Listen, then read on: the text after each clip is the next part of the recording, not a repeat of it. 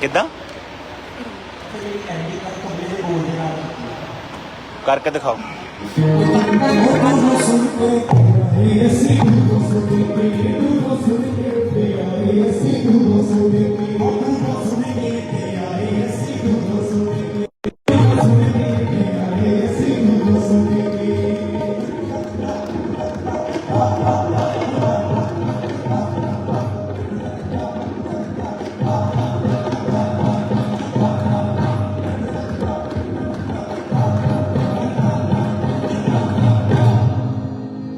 बहुत सोहना, ये सही है, ये सही है। जाओ कड़ाह बनवाओ देसी घ्यो का, मतलब पा के ना वो बेसन का, सारे जो ठंड ना लगेगी। जाओ बनवाओ, चलो करो करो, कोई नहीं।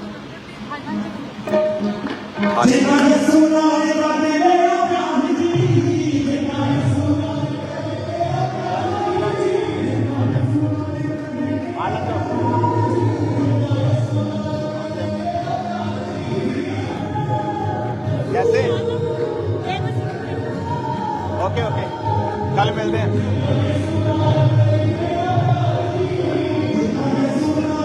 हाँ मम्मा को दे दो, मम्मा को। हाँ वेट करो।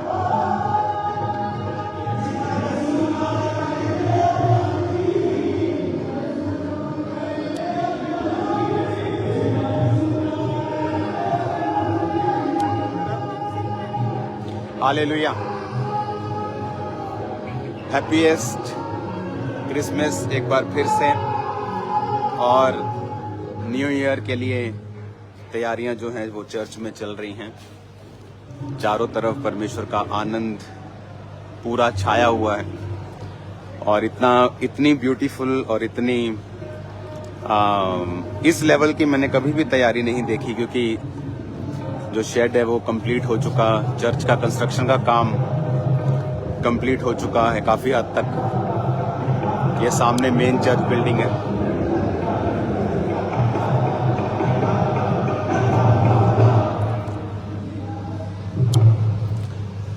मैंने कर लें दो गल, ठीक है थोड़ा। और ये कल के लिए जो आपने तैयारी अभी देखी है, और हजारों लोग चर्च में ऑलरेडी पहुंच चुके हैं, वो शेड्स में हैं, उन्हें अभी अंदर आना अलाउ नहीं किया है। God bless you all. कल मेरा बिलीव है कि खुदावन का आत्मा बहुत बड़े काम आपकी लाइफ में करेगा। कल बहुत ब्यूटीफुल प्ले होगा, और ठंड तो वैसे ही इस बार बिल्कुल नहीं है। अभी भी मैं हर साल में लाइव होता हूँ। आई थिंक सबसे कम ठंड इस साल है। ग्लोबल वार्मिंग है या कोई भी उसका रीज़न है। तो अंदर हीटर्स आ चुके हैं चर्च के अंदर।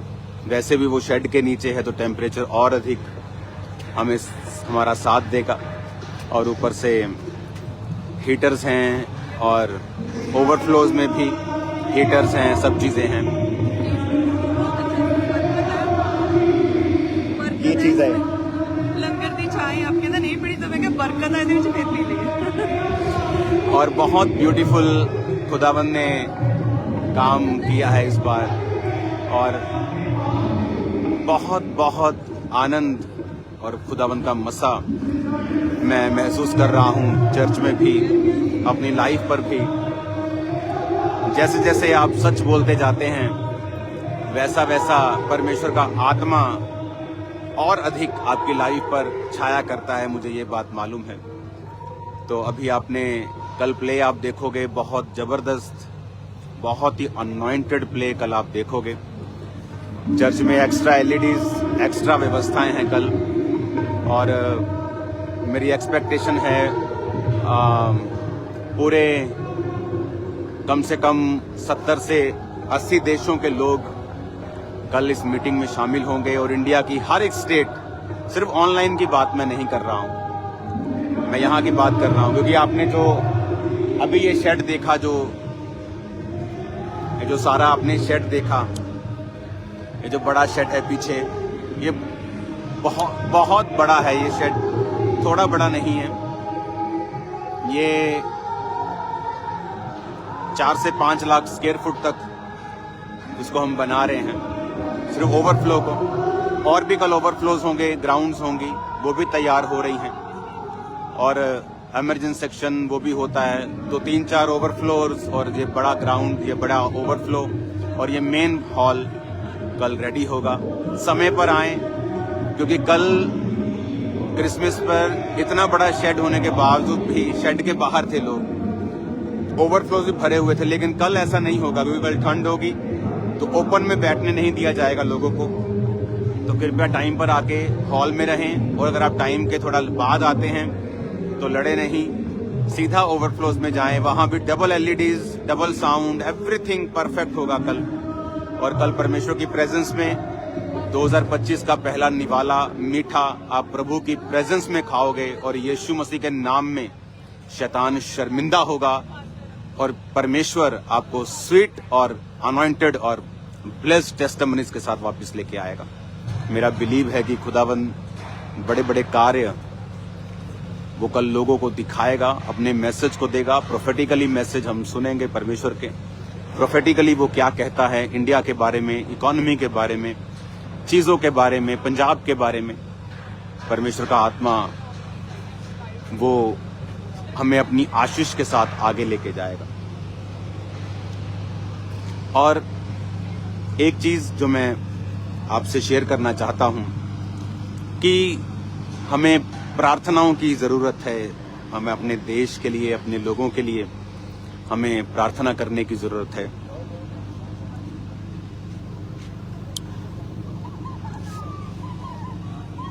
जय मसीह की। हैप्पी क्रिसमस सबको, हैप्पी न्यू ईयर। लोगों को साइड पर रोका जाता है, क्योंकि अगर आप यहां से देखें तो शायद आपको दिखे, यहां से नहीं दिखेगा। जहां ये रोड एंड होता है वहां शेड्स हैं लोगों के रहने के लिए, तो वो वहां पर वो रहते हैं। मैं आपको एक टेस्टिमनी देना चाहता हूं। आज हमने देखा, हैप्पी न्यू ईयर सबको। चाय पी सबने? खाना खा लिया सबने? क्या बना था लंगर में आज? पकौड़े बने। हालेलुया, जय मसीह की। ठंड मत लगवाना, ठीक है? आराम से शेड में बैठो, कल की मीटिंग के लिए तैयारी करो। ये जो भवन, ये 25 से 50 हजार लोगों के लिए ये भवन अलग है। इसकी ओपनिंग की डेट जल्दी अनाउंस कर दी जाएगी।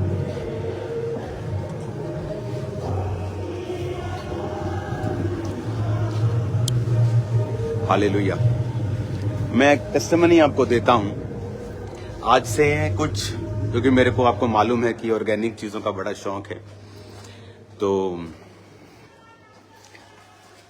गाड़ी बाहर है, चलो उधर ही चलते हैं। और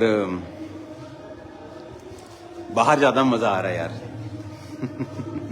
ठंड में बहुत मजा आ रहा है। इस बार ठंड नहीं है इतनी। और मैंने हैप्पी न्यू ईयर। कल मिलते हैं, प्रेयर च रहो।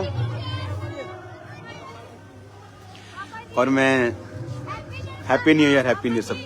और मेरे को ऑर्गेनिक चीजों का बड़ा शौक है।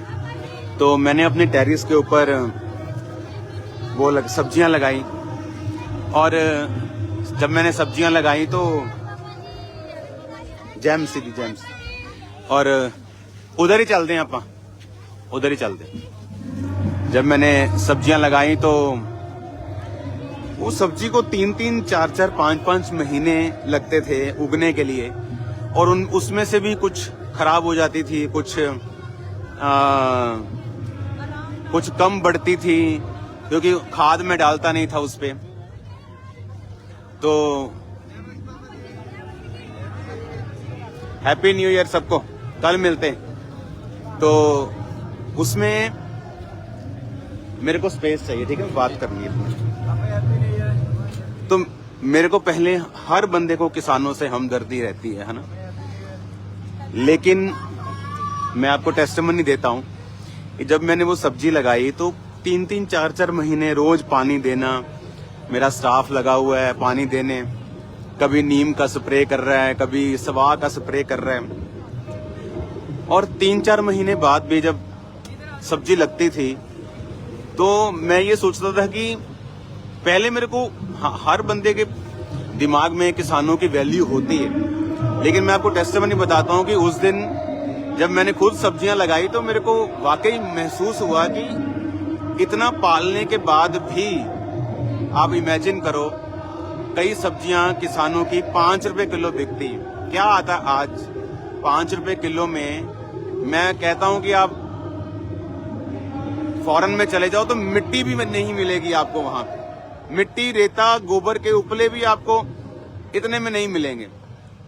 तो मैं तब मेरे मन में और सिंपैथी थी कि वाकई ही जो किसान हैं इनकी लाइफ बहुत हार्ड है। आज किसानों का यहाँ बंद था पंजाब में, कल ये ओपन हो जाएगा तो कल आपके लिए कोई प्रॉब्लम नहीं होगी। तो मेरी ये आपसे गुजारिश है कि इसको पॉलिटिकली क्रिश्चियन लोग मत देखें, इनके लिए प्रार्थना करें कि परमेश्वर किसानों की जिंदगी जो है उन्हें अच्छा करे। अगर आप फॉरेन में देखोगे तो एक एक गोभी का फूल आप देखो, अगर आप कनाडा की मार्केट में चले जाओ, सुपर मार्केट में $1, $1.5, 75-80 रुपए का वो 1-1.5-2 किलो का फूल मिलता है गोभी का। और यहाँ इंडिया में जब गोभी एक्स्ट्रा हो जाती है तो वो कोड़ियों के भाव बिकती है। लेकिन अगर हम खुद उगाएं तो देखें कितनी उसमें मेहनत लगती है। तो मेरी ये क्रिश्चियन लोगों से कल भी मैं अनाउंस करूंगा कि हमें प्रार्थनाओं में रखना है कि परमेश्वर जो किसान हैं इंडिया के, पूरे इंडिया के, अकेले पंजाब की मैं बात नहीं कर रहा हूं, कि परमेश्वर उन्हें ऐसा सिस्टम दे, ऐसे लोगों को, ऐसे व्यवसायियों को, ऐसे बिजनेसमैन लोगों को, ऐसे पढ़े लिखे लोगों को उनमें शामिल करे। वो पढ़े लिखे हैं लेकिन जो खास बिजनेस पढ़े हुए लोग होते हैं, जिन्हें मालूम होता है। बहुत बार मेरी किसान लीडरों से भी बात होती है कि आप लोग अपनी सब्जी को डायरेक्ट क्यों नहीं बेचते हैं, या किसी अच्छी कंपनी को या किसी को बचवइये को, क्योंकि मेरे को इन चीजों की नॉलेज नहीं है। लेकिन मैं ये सोचता हूं कि अगर हम प्रार्थना करेंगे तो इन विषयों के ऊपर भी बहुत परमेश्वर कार्य कर सकता है। तो प्रार्थना करते रहिए, किसी से डरिए मत, परमेश्वर की आत्मा हमारे साथ है। और मैंने देखा है बहुत लोग बयानों को तोड़ते मरोड़ते अपनी टीआरपी के लिए, तो उनको मैं बोलता हूं लगे रहो, जितनी ताकत है तुम में लगे रहो, कोई फर्क पड़ने वाला नहीं है।